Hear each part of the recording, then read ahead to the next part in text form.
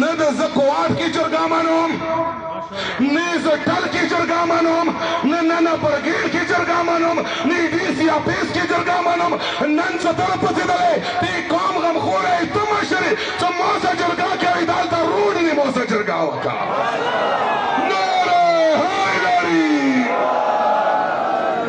توریا واوره د پنځه میاشتې د سزا شوې په کور د اول نه پڅېدلی چې نه یې دا کنویه منم نه یې دا هلیکاپټر منم دا روډ یې ما دی دغه روډ یې څنګه یې ما پلان یې کړی دی ما غشلی به زه څوم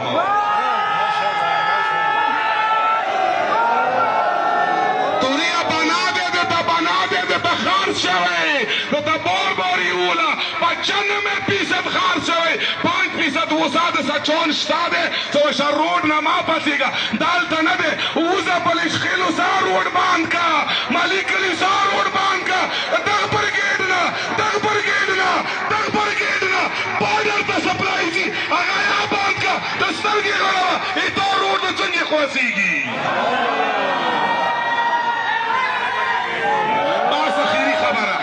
سرتاج حسین وویله ملکه څه مزامل هغو غم په کور د چرمینانو کړی وی مزامل هغو غم و کړی دی معور د ذمه دارو ته لوړي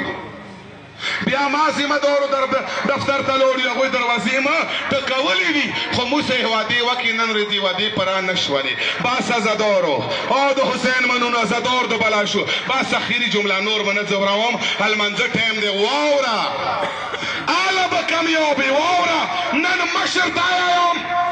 نن 50 رکنی دا یم نن 15 رکنی دا یم چې د جرګه د بدلاوه ما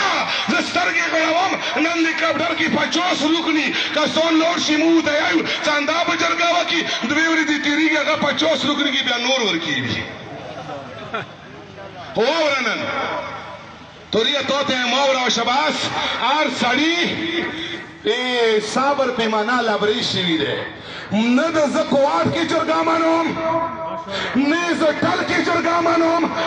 نه برګیډ کې جرګه منم نه ډي سي آفیس کې جرګه منم نن ستره پڅېدلی دې قوم غمخوری ته مشر یې چې ما سره جرګه کوي دلته روډ نه مو سره جرګه وکړه ناره حیدري چې معلوم وي و مشر نه دغه کسی مو مشر نه ګیله دی دا ځوانان روتلي دي علیمانو نه ما ګرې ګیله دی چې ځوانان خړ پړدال ته روتلي دي تا مو اوسه کېنه مانه زیاته پاته خو تاریخ تو ته دی که نه اوسه کې راځم کس ځنه وخت کې مجبوري داسې شي دا یو کس و هغه بیمار شوی و چې کله هغه بیمار شو هغه ډاکټر ته لوړلو هغه ملزا ورته وکړله هغه ته یې هغه په طبیب علاج یې ورته ولیکلو چې علاج یې ورته ولیکلو دغه کس یوه ته پورې علاج ته صبر وکړو علاج د خوري خو د کس ټیک نه شولو بیا لوړلو هغه په ځي بل ډاکټر نوست و چې کله بل ډاکټر هغه په ځي نوست و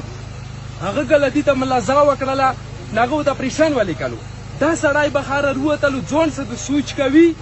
چې دا ډاکټر ښه و که هغه ډاکټر ښه و دوی چې هغه علاج نه کړی و دغه ته اپریشن ولیکلو مانځی و هوښیار سړي ونې غږ وکړلو چې هغه وخت کې بیماري دوره وه چې هغه په علاج کابو کېدله اوس بیماري دوره دی چې پر شرع سوای خل نشته نیمویه چې څوره پورې کېده مو صبر کړی دی چې څوره پورې کېدله مو خبره په خبرې کړې دی خو ځنه وخت کې مجبوري داسې کې راشي چې پر شنی سوای خل نه وي